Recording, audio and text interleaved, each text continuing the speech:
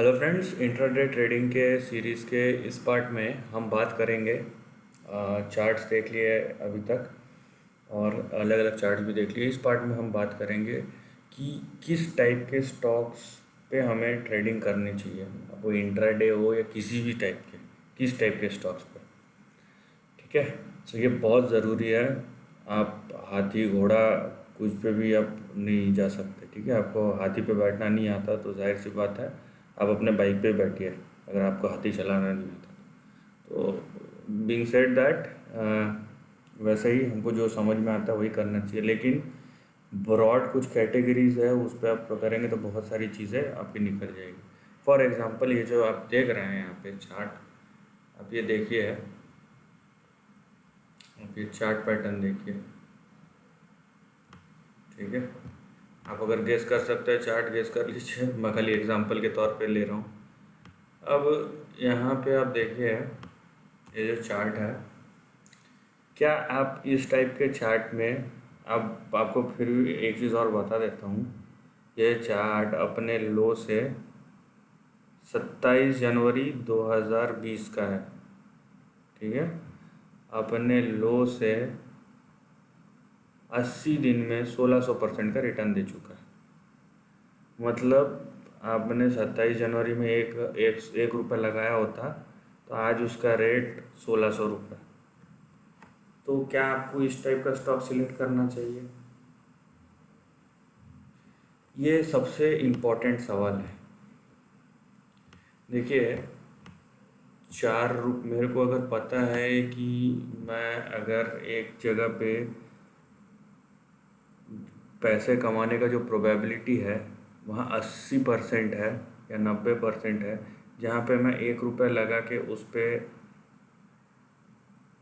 1 रुपये कमा सकता हूँ। मान लीजिए 1 रुपये लगा के मैं 50 पैसे कमा सकता हूँ। और दूसरा है कि जहाँ पे मैं 1 रुपये लगा के 10 रुपये कमा सकता हूँ और वहाँ पे प्रोबेबिलिटी जो है वो खाली 1% है। तो ये डिसीजन हमेशा ट्रेडर्स के सामने रहता है, क्योंकि अपॉर्चुनिटी कॉस्ट बहुत हाई रहता है वहाँ पे, और आपने अगर मिस कर दिया तो बहुत तगड़े मिस करोगे, लेकिन आप गए तो उसी हिसाब से आओगे। तो ये आपको सिलेक्ट करना पड़ेगा कि आप किस चीज़ में सूटेबल हो। दूसरा चीज़ जो आपको पता रहना चाहिए वो ये है कि आपके पास जो लिमिटेड चीज़ है वो है पैसा, और जो चले जाने वाला चीज़ है वो दो चीज़ है। एक है पैसा, दूसरा है टाइम, जो वापस नहीं आएगा, और ये बहुत कीमती चीज़ है। राइट, सो ये डिसीजन आपके दिमाग में हमेशा रहना चाहिए। नाउ, ये आप ब्लंट डिसीजन तो ले सकते हैं ट्रेडिंग के लिए, लेकिन ये सब चीज़ें इंट्राडे ट्रेड में, एक अगर आप ढंग से शुरुआत करना चाहते हैं, प्रोफेशनल नहीं, अगर ढंग से भी शुरुआत करना चाहते हैं, ऐसी टाइप की हरकतें मत कीजिएगा। पेनी स्टॉक्स तो खरीदिएगा ही मत। आपको अगर समझ में नहीं आता, ये नहीं कि पेनी स्टॉक खरीद लिए, अरे मैं इंट्राडे ट्रेडर बन गया, दूसरे दिन आपको समझ में नहीं आएगा, क्योंकि वो अलग ही तरीके से चले जाता है। क्योंकि इसी चार्ट में आपको मैं एग्जांपल, जो मेरे को बहुत बुरा लगता है ये सब ट्रेंड देख के, वो ये देखिए, ये स्टेयर केस जैसा, यहाँ पे मतलब ये पूरा बाई बाई बाई बाई, यहाँ पे कोई सेलर नहीं है, बायर है। उसके बाद एक सेलिंग आया और यहाँ पे पूरे सेलर्स हैं, यहाँ पे कोई बायर नहीं है। तो इस तरीके का जो चार्ट पैटर्न है उस पर हमको जाना ही नहीं है। हमको कहाँ पे जाना है, किस टाइप के चार्ट पैटर्न में जाना है? आप ट्रेड करना चाहते हैं, ट्रेड वैसे भी शॉर्ट टर्म होता है, आप ब्लू चिप कंपनीज में जाइए, आप ऐसे कंपनीज में जाइए जो अपने सेक्टर के, स्मॉल कैप के हो, मिड कैप के हो, लार्ज कैप के हो। ऐसे जगह पे जाइए जहाँ पे आपको पता हो कि ये सब धांधलीबाजी नहीं होती जैसे पेनी स्टॉक में होती है। शेयर का मूवमेंट आपको पता हो। जैसे यहाँ पे देखिए, मेरे को ये पता है, ये एक ब्लू चिप कंपनी का मैंने स्टॉक का चार्ट लिया है। यहाँ पे मेरे को पता है, ये देखिए, ये मेरा ओवरऑल ट्रेंड है, ये मेरा ओवरऑल ट्रेंड है। इस ट्रेंड के बीच में ये मूव कर रहा है। अब मेरे को पता है ये मेरा ट्रेंड है, और इसमें अश्योरिट प्रोबेबिलिटी जो वो होता है ना चार्ट मूवमेंट का, वो भी बहुत सही होता है। देख लीजिए, मेरे को, मैं अगर मैंने इसको कैप्चर नहीं कर पाया, इसको यहाँ तक भी कैप्चर नहीं कर पाया, ठीक है। लेकिन मेरा अगर यहाँ पे ट्रेंड बन गया है, या मान लीजिए अभी तक है नहीं, मैं एक ऐसा लाइन बना दूंगा और तो मेरे को एक नीचे का ट्रेंड पता चल जाएगा। मान लीजिए मैं इसको भी कैप्चर नहीं कर पाया और जब ये फॉर्म हुआ, गिरना शुरू हुआ, तो मैं यहाँ पे लाइन बना दूंगा, मैं ये ट्रेंड के बारे में श्योर हो जाऊंगा कि ये जो नीचे आएगा यहाँ पे सपोर्ट लेवल है और यहाँ से ऊपर जाएगा। सो आप अगर अच्छे स्टॉक्स जिसके फंडामेंटल अच्छे हैं, जिसका मार्केट में कोई ऐसा फालतू चीज़ों में इन्वॉल्व नहीं है, लीगल केसेस में इन्वॉल्व नहीं है, सो ये चार्ट पैटर्न में श्योरिटी है ना, वो बहुत ज़्यादा होती है। सो आपको उस टाइप के स्टॉक्स सिलेक्ट करना चाहिए। आप जाहिर सी बात है, ये मिड कैप, स्मॉल कैप और पेनी स्टॉक्स, और मिड कैप स्मॉल कैप में कौन से टाइप के, जहाँ पे वॉलेटिलिटी बहुत हाई होती है, वैसे स्टॉक्स अगर आप सिलेक्ट करते हैं तो आपका रिस्क भी उसी तरीके से बढ़ जाता है और जो श्योरिटी है रिटर्न का प्रोपोर्शनेटली घटते बढ़ते रहता है। सो ये आपको डिसाइड करना है कि किस टाइप के स्टॉक में जाना और कैसा स्टॉक सिलेक्ट करना है। और देखिए, अच्छे स्टॉक में जाएंगे ना, अगर आपको पता नहीं होता, मान लीजिए आपको यहाँ पे पता नहीं, आपने यहाँ पे एक ट्रेंड फाइंड आउट किया मान लीजिए, लेकिन आपको पता नहीं है कहाँ तक जाएगा। सो आप, क्योंकि आप अगर एक अच्छे टाइम पे लेंगे, आपने ट्रेंड फाइंड आउट कर लिया, लेकिन आपको ये पता नहीं कहाँ तक जाएगा।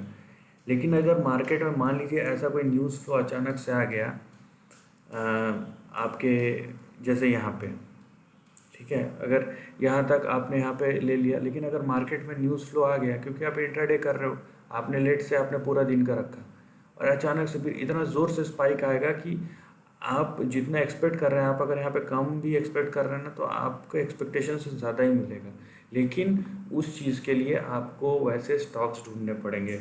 आप किसी भी स्टॉक पे ट्रेड मत लीजिए। हर एक स्टॉक का मूवमेंट स्पेसिफिक होता है, इंडिविजुअल होता है, हर एक स्टॉक में इंडिविजुअल न्यूज़ फ्लो होते हैं और उनका बाइंग सेलिंग का तरीका अलग होता है। लेकिन हमें वो स्टॉक, हमेशा वही स्टॉक सिलेक्ट करने चाहिए जहाँ पे प्रोबेबिलिटी जो है ऐसे अननेसेसरी मूवमेंट्स के बहुत कम हो, फंडामेंटल सपोर्टिव हो, और जहाँ पे हमको पता है कि ये सब फ्रॉडुलेंट एक्टिविटीज़ ना होते हो जिस स्टॉक पे। जैसे 50 पैसा 60 पैसा वाले स्टॉक इंट्राडे के लिए नहीं होता है, कोई प्रोफेशनल ट्रेडर नहीं करता है। एज अ बिगनर अगर आप ना करें तो आप प्रोफेशनल ट्रेडर तो नहीं बनेंगे, लेकिन एक चीज़ ज़रूर होगा, आपका जो लॉस है उसका जो परसेंटेज है वो बहुत हद तक घट जाएगा, ठीक है। क्योंकि आप एक चीज़ याद रखिए कि आपके पास अगर 100 रुपये है, आप अगर ये सोच रहे हैं कि मैं अगर 10 रुपये का शेयर खरीदूंगा तो वो 100 रुपये बन सकता है, और 100 रुपये का शेयर खरीदूंगा तो ज़्यादा से ज़्यादा 200 बनेगा, वैसा नहीं है। आप 10 रुपये के 100 रुपये अगर आपके पास है तो आप 10 रुपये के 10 शेयर खरीदिए, 100 रुपये का एक शेयर खरीदिए। अगर परसेंटेज गेन दोनों में ही 1000% है तो आपको क्या फ़र्क पड़ता है कि आपको 100 रुपये में आपने एक ख़रीदा या आपने 10 रुपये में 10 शेयर खरीदे। आपका 1000% का प्रॉफिट है तो 100 रुपये वाला 1000 हो जाएगा और 10 रुपये वाला 100 हो जाएगा। यही होगा, इतना ही होगा और कुछ नहीं होगा। तो आपको प्रोपोर्शनलिटी उतना ही मिलेगा। तो इसीलिए जब स्टॉक सेलेक्ट कर रहे हैं, बी वेरी स्पेसिफिक। ऐसे पेनी स्टॉक जहाँ पे लीगल केसेस ये वो सब आप सिलेक्ट कर लीजिए, देख लीजिए मार्केट में न्यूज़ क्या है, उसके बाद ही सिलेक्ट कीजिए। तो आपका जो प्रोबेबिलिटी है मिस कैलकुलेशन का वो बहुत कम हो जाएगा। बाकी रिस्क मैनेजमेंट, डिसिप्लिन, ये सब इंडिविजुअल का जिम्मेदारी होता है, वो किसी को नहीं बोल सकता कि, और अगर वो किसी पे, किसी चीज़ पे, चाहे वो लिविंग बीइंग और नॉन लिविंग, मरे यार मार्केट की वजह से ऐसा हो गया, देन आप कभी नहीं सीखोगे, कभी पैसे नहीं कमाओगे, और स्टॉक मार्केट में कभी आपको आना नहीं चाहिए अनलेस आप अपने आप को रोज़ एडुकेट करो, अनलेस आप अपनी गलती मानो, अनलेस आप उसको रेक्टिफाई करो। So that is the thing you need to understand. With this मैं ये वीडियो ख़त्म कर रहा हूँ यहीं पे। नेक्स्ट सीरीज़ में, इसी पार्ट में, इस पार्ट के नेक्स्ट सीरीज़ में हम कुछ दूसरे टॉपिक के ऊपर डिस्कस करेंगे। With that, thank you for watching this video and take care of your family and friends.